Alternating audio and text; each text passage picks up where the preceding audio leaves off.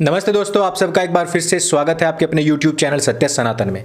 सबसे पहले दिल्ली और एनसीआर के मेरे जितने भी भाई बहन हैं, जितने भी बॉर्डर के आसपास रहने वाले लोग हैं, उनसे मेरी करबद्ध प्रार्थना है कि अपने घरों में रहें, सुरक्षित रहें, अपने बच्चों को बिल्कुल भी बाहर ना भेजें। जो तात्कालिक स्थिति है वो इस प्रकार की है कि इन दंगाइयों को जो खदेड़ा गया है वो गलियों में घुस चुके हैं। नांगलोई के वीडियो सीधे आ रहे हैं कि ये गलियों में घुस चुके हैं, घरों पर, दुकानों पर कब्जा कर पथराव कर रहे हैं, पुलिस वालों को मार रहे हैं, गधेड़ रहे हैं, पीट रहे हैं, उनके ऊपर ट्रैक्टर चढ़ा रहे हैं, उनके ऊपर रोड से वार कर रहे हैं। जो कुछ भी अराजकता हो सकती थी वो सब कर रहे हैं। मिंटू से जो पिछले 2 महीने से हम लोग आप लोगों को बता रहे हैं, जो कुछ भी वो ही ज्यों का त्यों सच होता नजर आ रहा है। इन लोगों के पास में बहुत अच्छा मौका था कि ये लोग हम लोगों को गलत साबित कर सकते थे। ये लोग आज का जो मौका मिला था ये कहलवा सकते थे। लोग, सच बताऊं मैं, लोग हमारा बायकॉट करते, ये कहते अंकुर आर्य देखो कितना झूठ बोल रहा था। वो कह रहा था कि इनके बीच में आतंकवादी लोग घुसे हुए हैं, अराजकतावादी लोग घुसे हुए हैं, लेकिन देखो कितने अच्छे तरीके से उन्होंने मार्च निकाला है। बहुत सारे लोग ये कह रहे हैं कि उनको क्यों बैरिकेड से रोका गया। ऐसे मंदबुद्धि लोग भरे पड़े हुए हैं जिनको यही नहीं पता कि 35 से अधिक नियम तय हुए थे इस पूरे के पूरे ट्रैक्टर मार्च के, और आईटीओ या लाल किला या संसद भवन, राजभवन या जो सांसदों का जो पूरा का पूरा रिहायशी इलाका है उस तरफ जाने का कोई भी इसमें ट्रैक था ही नहीं। लिखित में सब किसानों ने, उनके नेताओं ने लिखित तौर पर दिया था। बैरिकेड लगाने की बात कर रहे हो, जो रोड्स लेकर के निकले हों, जो अपने ट्रॉली में पत्थर लेकर के निकले हों, उन लोगों को रिहायशी इलाकों में किस प्रकार से भेज दिया जाए। अगर वो किसान है तो इंसान तो है ना। जो दिल्ली के अंदर रहने वाले लोग हैं, जो आज डर के माहौल में जी रहे हैं, जिनके बच्चे बाहर नहीं निकल पा रहे, आज गणतंत्र दिवस है। आज का दिन इतना महत्वपूर्ण, इतना ज्यादा महत्वपूर्ण था बच्चों के लिए खास तौर पर कि वो अपनी तरफ से जो उनकी एक उत्साह होता है, एक तो कोरोना की वजह से वो घर बैठे हुए हैं, लेकिन जो लोग अपने गली में, अपने मोहल्लों में, अपनी सड़कों में जो लोग मनाने वाले थे, उन सब को भी घरों के अंदर कैद कर दिया है। ट्रैक्टर के ऐसे स्टंट, ट्रैक्टर के ऊपर एक बवाल मचा दिया गया कि गोली मार करके हमारे किसान भाई को मार दिया गया है, जबकि ट्रैक्टर से वो पुलिस वालों को कुचलते हुए खुद ट्रैक्टर पलटने से मरा है। अब आप ये देखिए कि पहला तो चोरी, फिर ऊपर से सीना चोरी। पुलिस वाले किसी के बेटे नहीं है, बच्चे नहीं है। जिस ट्रैक से कहा गया था उस पर नहीं जाना। खालिस्तानी आतंकवादियों के द्वारा जो $2.5 लाख का इनाम रखा गया था कि लाल किले के ऊपर और इंडिया गेट के ऊपर जो भी खालिस्तानी झंडा फहराएगा, वही पूरा का पूरा प्रोपेगेंडा वहां पर भी चलाया गया। यही सेम टू सेम अभी अमेरिका में हुआ। जब अमेरिका में हो रहा था तो हमारे देश के अंदर लिब्रांडू गैंग क्या कह रहा था, क्योंकि वो ट्रंप के समर्थक थे इसलिए उनको सीधे मोदी से जोड़ करके कहा गया कि ये देखिए किस प्रकार से अराजकता हो रही है, शांति बरती जानी चाहिए थी, अराजकता नहीं की जानी चाहिए थी। और वही लिब्रांडू गैंग आज इन खालिस्तानी आतंकवादियों के द्वारा इस अराजकता का माहौल पैदा करने, बच्चों, बड़ों, बूढ़ों को घरों में कैद होने के लिए मजबूर करने वाले आतंकवादियों के पक्ष में बैटिंग कर रहे हैं आज वही लिब्रांडू गैंग के लोग। आप इस दोगलेपन को समझिए जरा।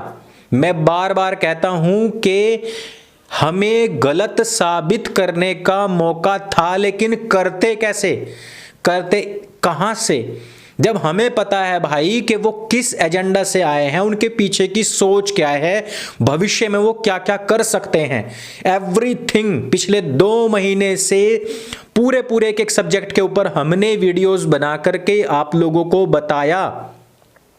जब उनकी सच्चाई ही वही है, जब उनकी रियलिटी वही है, जब हमने उनके जितने भी ये जो सड़कों को घेर करके पड़े हुए हैं, हमने उनके बीच में जा करके देखा कि उनकी तैयारियां कहां तक की हैं, किस प्रकार की हैं तैयारियां। घोड़ों पर आए, ढाल बांध करके, हथियार लेकर के, तलवारों से वार किया गया पुलिस वालों के ऊपर, पुलिस वालों को लहूलुहान कर दिया गया, मारा गया, यहां तक कि बड़ी निर्ममता के साथ में दिल्ली की सड़कों पर पुलिस वालों के पीछे इतनी स्पीड से ट्रैक्टर भगाए गए, इतनी स्पीड से ट्रैक्टर भगाए गए कि आप लोग अगर वहां पर हों और उसको देखें तो आपकी रूह कांप जाए। और कौन पुलिस वाले? वो जो सिर्फ ये कह रहे हैं कि भाई ये गलत रूट है, इससे मत जाओ, क्योंकि अंदर दिल्ली के अंदर भी भाई लोग रहते हैं, उनकी सुरक्षा की जिम्मेदारी हमने उठाई हुई है, ले रखी है। यानी कि बस तुमको क्या लगता है कि तुम्हारी जान तो सिर्फ जान है। जो लोग हार्ट अटैक से मर गए, सर्दी से मर गए, किसी ने जहर खा लिया, वो लोग, उन लोगों के लिए तो रोने के लिए सब आ गए कि हमारे किसान शहीद हो गए। आज पुलिस वालों को ट्रैक्टर से कुचलते हुए कर्मफल सिद्धांत के अनुसार यदि ट्रैक्टर पलटने से मुंडी टूट गई तो उसको भी शहीद का दर्जा दिलाने की कोशिश की जा रही है। यानी कि तुम्हारा जो कुत्ता है उसको तो टॉमी कहें, लेकिन जो आम जनता का कुत्ता है उसको क्या है कि वो कुत्ता ही है, सिर्फ उसकी कोई औकात नहीं है। उसकी जान का, माल का जो नुकसान होगा कौन भरेगा उसको? आज तुम्हारे किसान नेता कहां हैं? आज तुम्हें भड़काने वाला राहुल गांधी कहां पर है? कहां छिपा हुआ बैठा है वो? आज राकेश टिकैत कहां है? वो क्यों इस पूरी की पूरी भीड़ के अंदर दिखाई नहीं दिया? क्यों आज योगेंद्र यादव दिखाई नहीं दिया? क्यों आज तुम्हारे सारे के सारे जो किसान नेता हैं वो नदारद मिले? क्यों आज तुम लोगों को ही ये अराजकता करने के लिए आगे भेजा गया? लाल किले के प्राचीर का जो अपमान आज की तारीख में हुआ है, और वो भी कब? गणतंत्र दिवस के दिन। अमेरिका खुश, पाकिस्तान अपने जो पाकिस्तान के जो ट्विटर हैंडल्स हैं उनसे जश्न मनाया जा रहा है, खुशी मनाई जा रही है। वो कह रहे हैं कि अमेजिंग डे है। यही करवाने के लिए तो ये लोग 2 महीने से यहां रोड ब्लॉक करके बैठे हुए थे। मुझे आज अफसोस होता है इस बात को लेकर के कि कैसे वो लोग हैं जो भारत में रहते हैं और इन जैसे आतंकवादी अपने तथाकथित किसान नेताओं का पक्ष लेते हैं। कितना जान माल का नुकसान हुआ है, कौन भरेगा इसको? सब टैक्स पेयर भरेगा। टैक्स पेयर की यहां पर कोई औकात नहीं है, सिर्फ और सिर्फ उसी की औकात है भाई, वो ही सब कुछ करेगा जिसके पास में 2 किल्ले जमीन हो गई। अगर तुम हर बार में धमकी देते कि अगर अन्न खाना बंद कर दो, अनाज खाना बंद कर दो, तुम बेचना बंद कर दो ना भाई, तुम बेचना बंद कर दो। तुम कहां जाओगे? सर्विस सेक्टर वाला कर लेगा, कमा लेगा, वो इंपोर्ट भी कर सकता है, लेकिन जिसके पास में जमीन है तुम बेचना बंद कर दो, अपने योग्य उगाओ और बाकी में बंजर छोड़ दो पूरी तरीके से। फिर क्या होगा? इस वजह से ये मैंने पहले भी कहा है कि ये सारा का सारा जो समाज है ये एक दूसरे का पूरक है। ये जो दिल्ली में रह रहा समाज है ये कोई गली का कुत्ता नहीं है जिसको आज आप रोंद रहे हैं। ये करदाताओं के पैसे से बनाई हुई सारी की सारी प्रॉपर्टी ये आपके बाप की नहीं है, ये करदाताओं के दिए हुए पैसे से बनती है। आज यहां पर सिर्फ और सिर्फ एक विरोध की बयार उठा करके इन वामपंथियों ने, इन कम्युनिस्टों ने इन लोगों के माइंड को इस बुरी कदर हाईजैक कर लिया है कि इनको और कुछ सूझता ही नहीं। जिन 3 काले कानूनों की बात हो रही है उन पर जब जब बात हुई है इनके नेता जाकर के वहां चुपचाप बैठ गए। जब इनके साथ बात करने की कोशिश की गई तो इन चुपचाप बैठे रहे, फिर वहां से उठ करके आ गए और बाहर आकर के कह दिया जिंदाबाद जिंदाबाद, हमारी मांग तो अभी तक पूरी नहीं हुई है। इस तरीके की मेंटालिटी को लेकर के अगर तुम इन कुंद बुद्धि और नेतृत्वहीन लोगों के, इन कायर और नपुंसक लोगों के जो तुम्हारा नेतृत्व तक नहीं कर पाए तुम्हारे इन ट्रैक्टर मार्च में और छिप करके अपने बंकरों में जाकर के छिप गए, जो डरपोक लोग छिप गए, जो तुम्हें कहीं से कहीं तक दिखाई नहीं दिए, उन लोगों के पीछे तुम चलोगे? क्या ये आतंक की पराकाष्ठा नहीं है? इसी वजह से बार बार आज भी सरकार को कोसा गया, यही कहा गया कि नाकामी है, ये फेल्योर है मोदी सरकार का। क्योंकि अगर आम जनता को बंधक बना लिया जाएगा, यदि सड़कों पर इस प्रकार का आतंक मचेगा, यदि इस प्रकार से हिंसा होगी, यदि पुलिस वाले ही सुरक्षित नहीं रहेंगे तो आम जनता के जो मानस है उस पर क्या असर जाएगा, उस पर क्या फर्क पड़ेगा? इस वजह से ये पूरी तरीके से इंटेलिजेंस का भी फेल्योर है। और जिस प्रकार से दिल्ली के अंदर ये आतंकवादी ना घुस पाए, वो बैरिकेड्स जो लगाए गए थे वो बिल्कुल खिलौने जैसे थे, जब पहले ही ये बात तय हो चुकी थी, आ चुकी थी खबर के पंजाब के अंदर इस प्रकार से ट्रैक्टर्स को मॉडिफाई कराया जा रहा है कि भारी भरकम बैरिकेड्स भी हटा लिए जाएंगे। तो दिल्ली पुलिस की क्या तैयारी थी? होम मिनिस्ट्री की क्या तैयारी थी? क्या ये बार बार दिल्ली को, वहाँ की जो आम जनता है उसको हिंसा के मुख में धकेलना जो बार बार है, ये क्या अच्छा है? आप कब तक दूसरों की कलाई खोलने के चक्कर में आम जन को हिंसा की चपेट में धकेलते रहेंगे? कब तक आप लाइव डेमो दिखाते रहेंगे लोगों को? आज उन्होंने लाल किले के ऊपर हमला किया, उस पर पूरी तरीके से अपना कब्जा कर लिया। पुलिस खड़ी हुई देखती रही, आर्मी खड़ी हुई देखती रही। क्या ये इतना आसान है? आपके पास में क्या गारंटी है कि उन लोगों के अंदर पाकिस्तान के लोग नहीं थे? आपके पास में क्या गारंटी है कि उनके अंदर बांग्लादेशी घुसपैठिए या फिर रोहिंग्या घुसपैठिए नहीं थे? आप लोगों के पास में क्या गारंटी है कि वो लोग लाल किले के ऊपर चढ़ करके उन्होंने गैर तिरंगा जो झंडे थे वे नहीं फहराए हैं? आपके पास में क्या गारंटी है? आपकी सुरक्षा कहां है?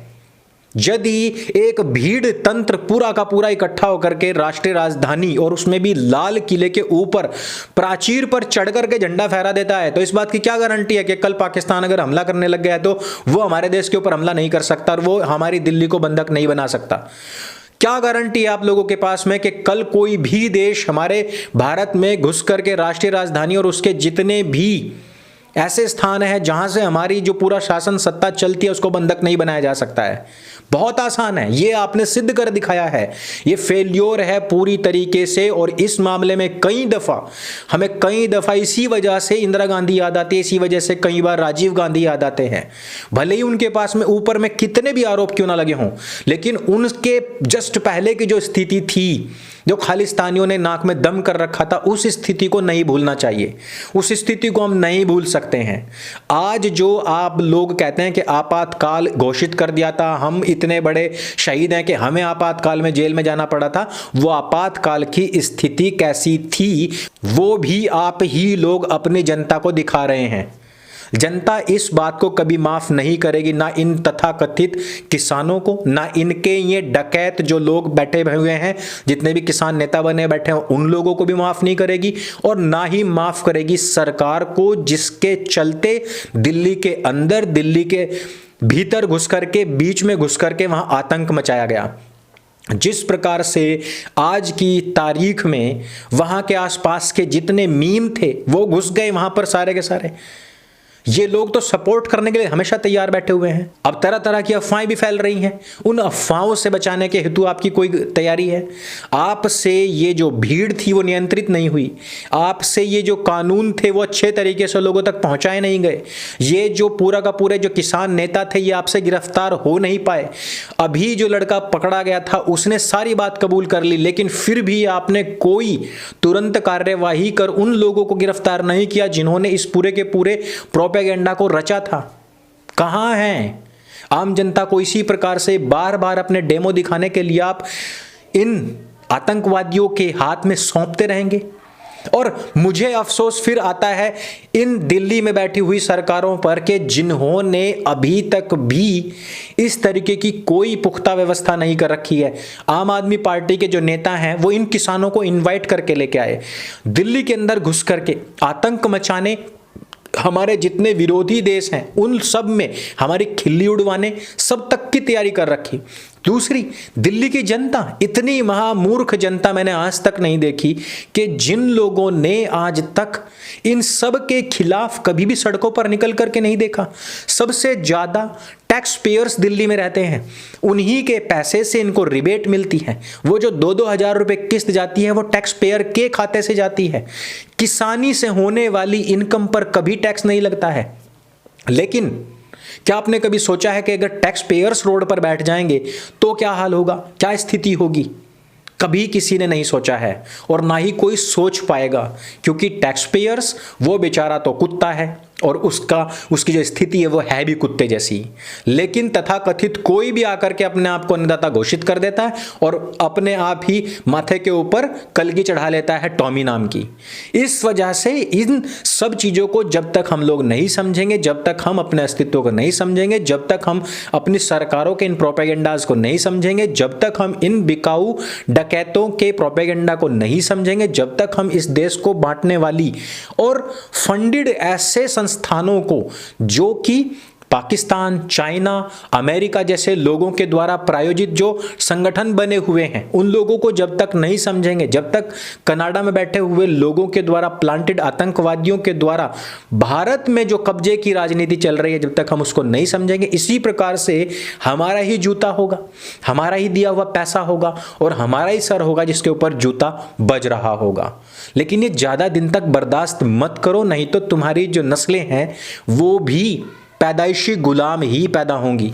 इस वजह से मैं ये बार बार कहता हूं कि पूरी की पूरी दिल्ली को एक प्रयोगशाला बनने से बचाइए। हर साल का यही ड्रामा हो गया है और इन सरकारों को उनका आईना दिखाने की आवश्यकता है। मैं कहता हूं करदाताओं को भी रोड पर निकलना चाहिए, सब कुछ ब्लॉक कर दो, क्योंकि ये सारे के सारे जो रोड हैं, ये जितना संसद भवन, ये जितना विनिर्माण, नया निर्माण हो रहा है, ये सब तुम्हारे पैसे से होता है। इसको सारे को रोक दो और तय करवाओ सरकारों से कि कोई भी निकल करके अपनी गली से आकर के कुत्ता हमारी दिल्ली को बंधक नहीं बनाएगा, हमारे पैसे से किए हुए विनिर्माण को खत्म नहीं करेगा, हमारे बच्चों को डर करके अपने घरों में दुबक करके नहीं रहना पड़ेगा। इस प्रकार की गारंटी लो, चाहे वो कोई भी हो, चाहे वो कोई भी सरकार में हो, चाहे वो प्रधानमंत्री हो, राष्ट्रपति हो, उपराष्ट्रपति हो, कोई भी हो। इन सब से इस बात की गारंटी दिल्ली वाले जब तक नहीं लेंगे, एनसीआर वाले जब तक नहीं लेंगे, तब तक इसी प्रकार से थूका फजीती होती रहेगी, क्योंकि ये देश का दिल है, केंद्र है। इस पर हमला हो गया मतलब पूरे के पूरे देश में कहीं पर भी कोई भी किसी भी समय हमला कर सकता है और उसको बंधक बना सकता है। इस वीडियो में सिर्फ इतना ही। बहुत सारी बातें हैं जो मैं कहना चाहता हूं, लेकिन कुछ समय की मर्यादाएं हैं, इस वजह से नहीं कह पाऊंगा। कुछ भाषा की मर्यादाएं हैं, इसलिए मुझे क्षमा करें। इस वीडियो में सिर्फ इतना ही। मेरे संग बोले सत्य सनातन वैदिक धर्म की जय। जय हिंद, वंदे मातरम।